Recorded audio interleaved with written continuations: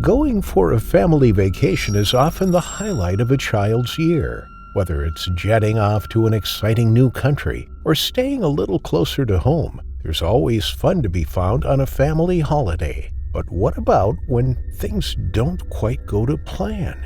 Edward Horne was a real estate executive from Houston, Texas. He had worked hard his entire life in order to provide for his wife and their 5 children.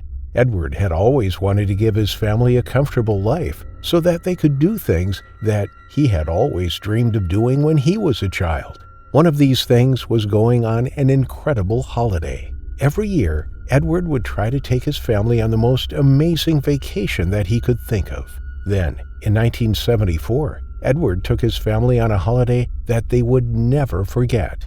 On June 30th, 1974, Edward Horne told his family that they were going on holiday, as they did every year.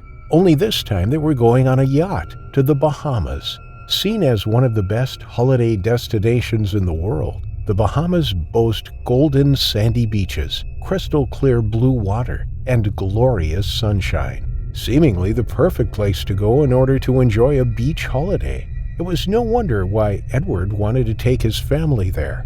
However, to get to the Bahamas, the Horne family first had to traverse the waters between Florida and the Bahamas, otherwise known as the Florida Straits. The Straits of Florida is a deep trough that separates the Florida Peninsula from Cuba and the Great Bahama Bank. The deep waters of the Straits provide a habitat for one of the most rich and diverse biological communities in the Atlantic Ocean. This is another reason why people love to visit the Bahamas, so that they can admire all of the beautiful creatures in the seas that surround the islands. The Straits have strong, persistent currents, which create a consistent influx of nutrients that create a habitat for deep-sea creatures that extends through the Straits all the way from the northern tip of South America.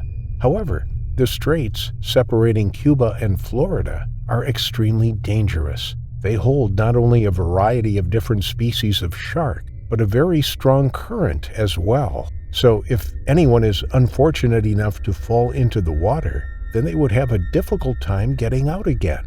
Thankfully, Edward and his family had a large 43-foot motor yacht to sail to the Bahamas on. And so, on June 30th, 1974, the Horne family began their amazing journey aboard the Princess Diane. For the first day, everything seemed to go perfectly.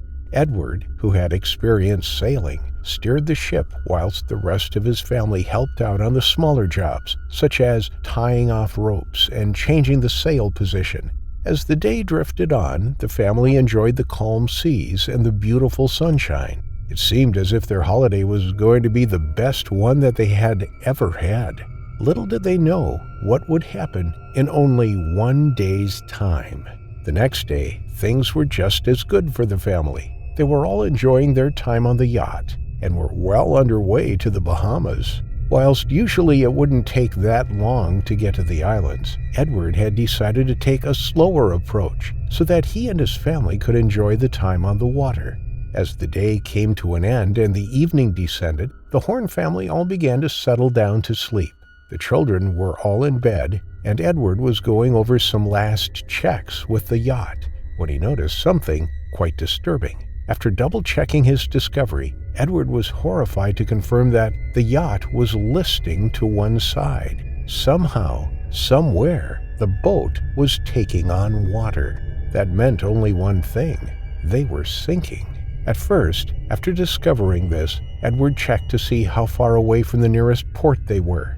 He hoped that the yacht would stay afloat, at least until he and his family were safely back on land.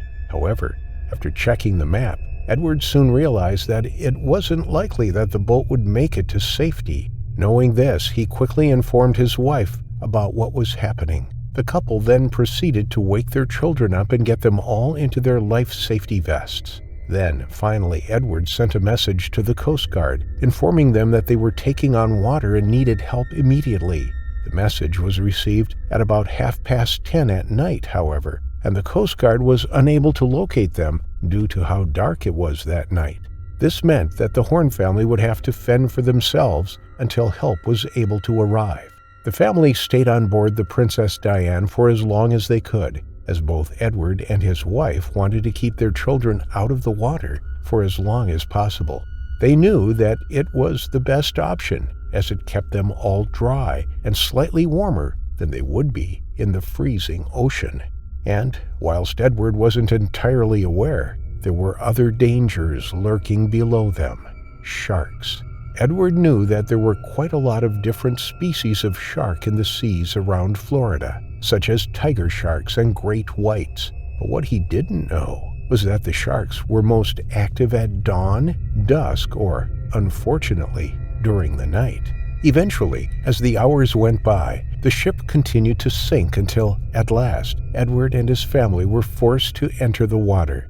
The group of 7 tried to stay together in the pitch black of the ocean. However, it was easier said than done. The family, whilst not too far from one another, were still worried about losing each other in the sea. Edward and his wife continuously called out to their children, corralling them into their arms and helping them cling onto the donut-shaped life preserver that Edward had managed to grab before the ship sank. The family remained like this for hours, simply clinging to one another and praying that they would make it until the morning. The hours passed by, seemingly at a snail's pace, and the longer that the family were in the water, the further they drifted away from the wreckage of the yacht. This left Edward worried, as he didn't know if the Coast Guard would be able to find them if they drifted too far from the site of the Mayday call.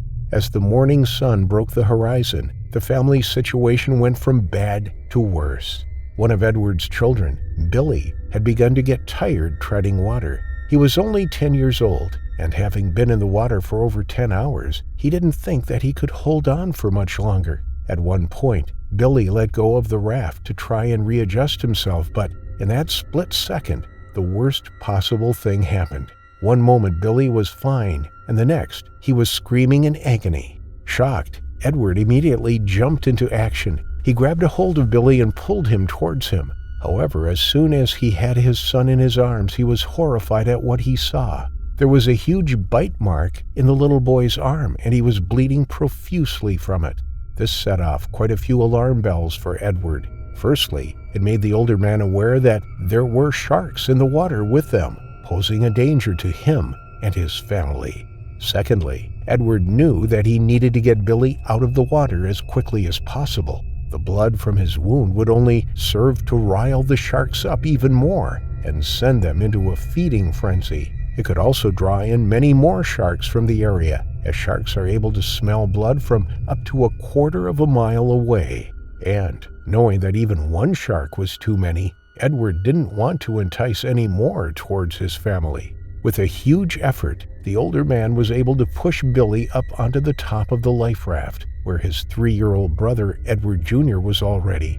But having smelt the blood and having attacked one of the members of the family already, the sharks were not going anywhere. All the family could do was hold on to the raft and kick at the huge animals to try and keep them away. Hopefully, help would find them soon. Whilst this was happening, a member of the Coast Guard was already out and looking for the family in a plane. With the sunlight, they were able to actually see where they might be, and being in the sky gave them a better chance at finding the group of 7. Eventually, just before noon, the Coast Guard spotted the wreckage of the Princess Diane yacht. Knowing that he was in the right area, the man then began expanding his search in a circular motion until finally he spotted the Horne family. But when he saw the family, he knew he needed to act quickly. He radioed back to the Coast Guard base, telling his team that he had found the family. Then he mentioned that there were sharks, roughly 12 feet long, all around them, and that they appeared to be feeding. It was then that the pilot noticed Billy. Seeing the blood, a nearby helicopter was rerouted from its mission to pick the boy up so that he could get to a hospital as quickly as possible. Unfortunately, the young boy had lost too much blood, and halfway to the hospital, he passed away.